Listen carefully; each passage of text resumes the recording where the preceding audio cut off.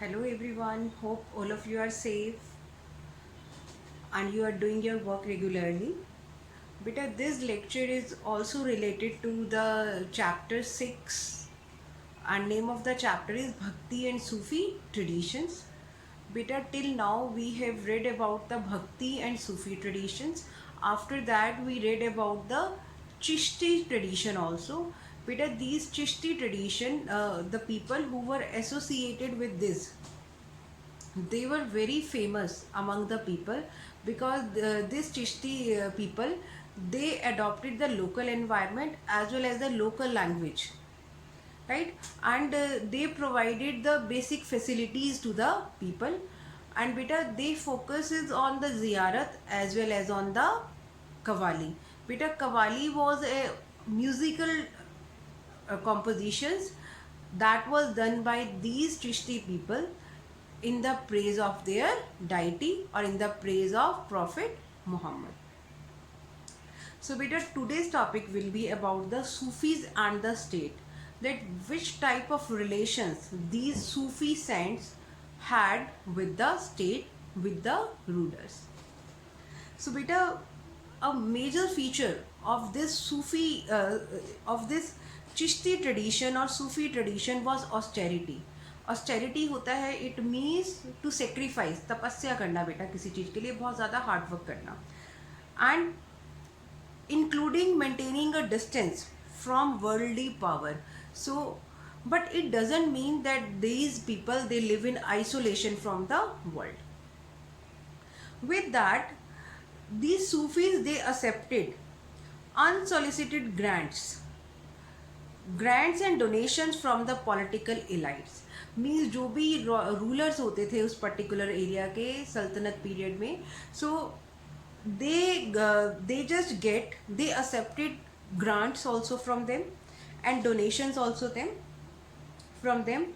And the sultan, he also set up charitable trust as endowment for hospices and granted tax free land. Means जो ये इनके चिश्ती सिलसिला होते थे या खनकाज होते थे उसको सेटअप करने के लिए एंड फॉर जस्ट अरेंजिंग दो समा, जो इनका म्यूजिकल कॉम्पोजिशन टाइम होता था, कवाली होती थी, for that also they provided, they setup a charitable trust. And with that they granted tax free land also, and this tax free land, it was known as inam. And these Chishti they accepted these donation in cash as well as in kinds. And beta, these people they didn't believe in accumulation, उसको save नहीं करके रखते थे. They prefer to use this donation on immediate requirements such as food, clothes, living quarters and ritual necessities like summer. So they immediately spend this donation on them. Then this also increased the moral authority of the sheikh, their moral responsibility of the sheikh.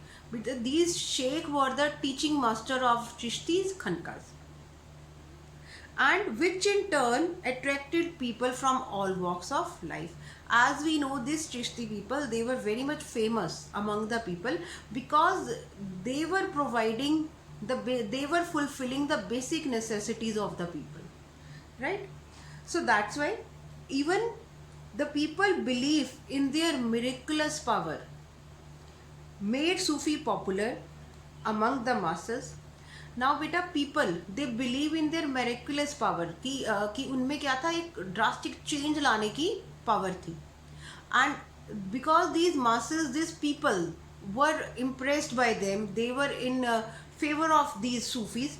So that is why kings also supported these Sufis, because बेटा आपको पता ही है, kings also they need support of public, and public they were supporting Sufis. That is why these ruler also started protecting or supporting Sufis. That is why they were giving them financial grants also, and they established a charitable trust also. Then even kings, they did not simply need to demonstrate their association with Sufi, even they also required something else from there.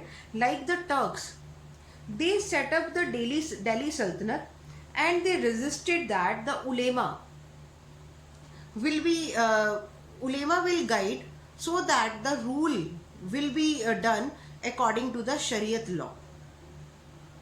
But they get opposition from their subjects. जो भी उनके court members थे या society में जो और लोग थे, they oppose that because these people they belong to other religion. That is why they were not in favor of that कि जो ये रूल है ये शरीयत लॉ के अकॉर्डिंग किया जाए. So that is why they were against उलेमा. और अब हम इसको कंपेयर करें कि सूफी सेंट से, and these Sufi saints they were very much famous among the people. So that's why these ruler they set up a very good relation with them. So the Sultan they sought out from the Sufis, because जो Sufis के बारे में कहा जाता था बेटा, that they derive their authority from God and they did not depend on jurists to interpret the Sharia. Means वो शरीयत लॉ के अकॉर्डिंग नहीं चलते थे. ऐसा कहा जाता था कि उनका एक जो डायरेक्ट कम्युनिकेशन होता है वो डायरेक्ट गॉड से होता है. So that is why these rulers they were associated with this Sufi saints. Then with that it was also believed that Auliya beta Nizamuddin Auliya could intercede with God to improve the material and spiritual condition of ordinary human beings. That this Sheikh Nizamuddin Auliya he used to talk with God and he can improve the condition of the human beings. This explained because of this reason kings wanted their tombs to be built in the Sufi shrines or hospices. This was the reason. They also wanted their after their death, their tomb will be built in these hospices or in the Sufi shrines. Now, with that also, there were some instances of conflicts also between them, like Sultan and the Sufis. Now, beta, their authority, both of them, they expected that certain rituals be performed such as the kissing of the feet. बेटा ये जो सल्तनत period था उस time पर एक custom होता था कोर्ट में कि जो रूलर होता था ना उसके पैरों को चूमा जाता था to kiss the feet of the ruler, and the same was followed by this Sufi saint also. That is why it was the conflict between them.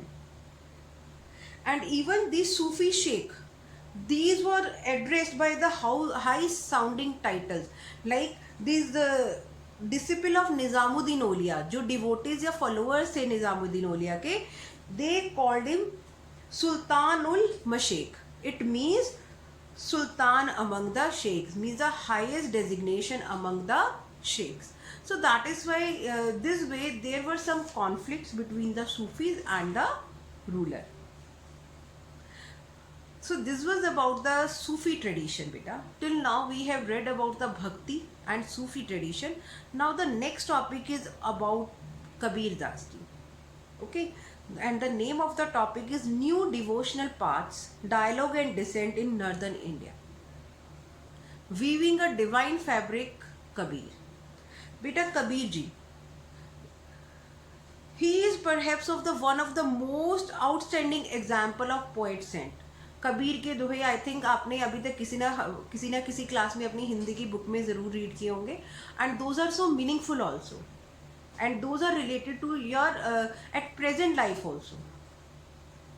So historians they try to reconstruct his life, and a study of composition attributed to him that was later known as the hagiography, because beta his Kabir Das composition those were compiled by the other people even after his after death of him, 100 or 200 years after his preaching were compiled, and such exercises have proved to be challenging on a number of times. That was a very challenging task.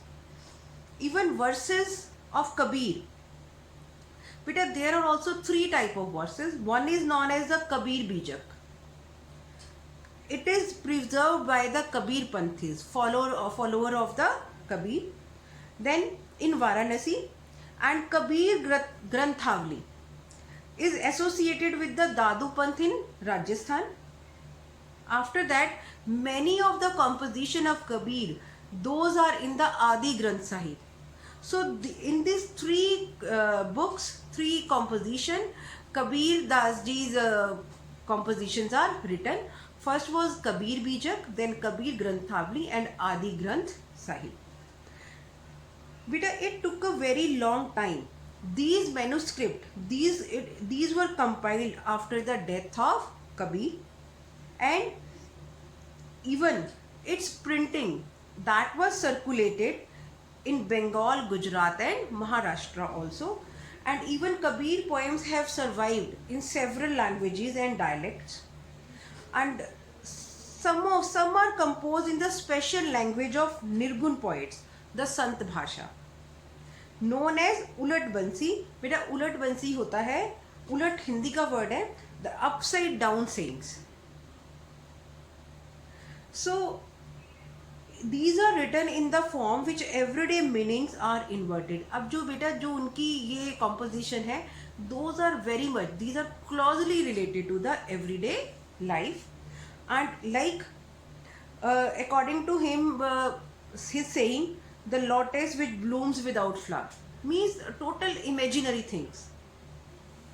Then even Kabir drew tradition of ultimate reality, that God is one. जो इस्लाम में follow करते हैं खुदा अल्लाह, that God is one. These include Islam. He described the ultimate reality of Allah, Khuda, Hazrat and Peer. Alak, Nirankar. Nirankar means God. God has no form. Then Brahman. So all these were terms. Those were related to Kabir.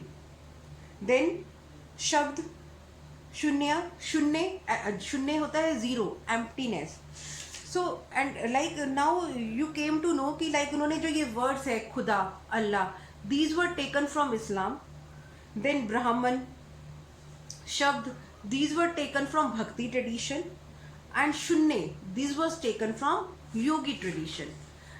So it means there was a diversity in the ideas expressed in his poems, and even some poems draw on Islamic ideas.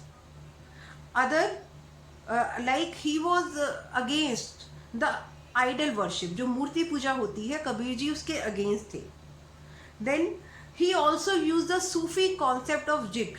Zikr होता है बेटा नाम जपना. So he was also in favor of zikr and the love, devotion towards his God. And beta, with that, now all these compositions, these were composed by Kabir. Beta, there is also conflict on this thing that all these were composed by Kabir or someone else.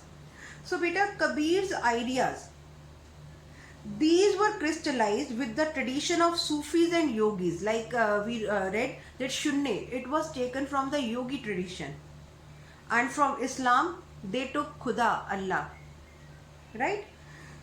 So whatever his compositions were there, at present also these are very much concerned with the human beings.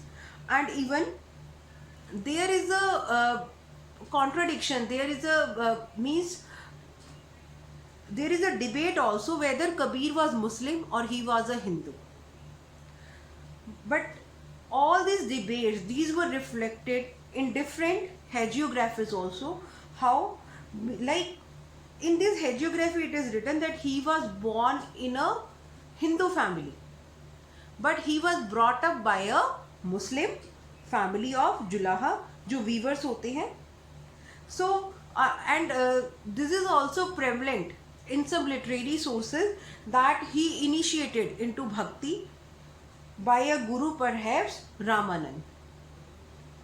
But no solid proof is there. All these are we get from only from the literary sources. Those were written after his death. So even in his verses he used the words Guru and Sadguru, but he had never mentioned the name of his Guru or Sadguru.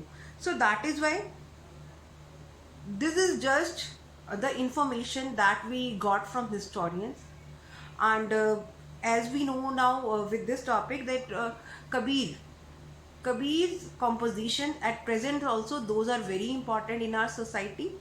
With that, he didn't had any deity, because for he followed the Nirgun, means God is one, Allah, Khuda. So that is why this was the topic about today, about Kabir's fabric, Kabir's divine fabric. Hope all of you have understood the topic. Thank you and have a nice day.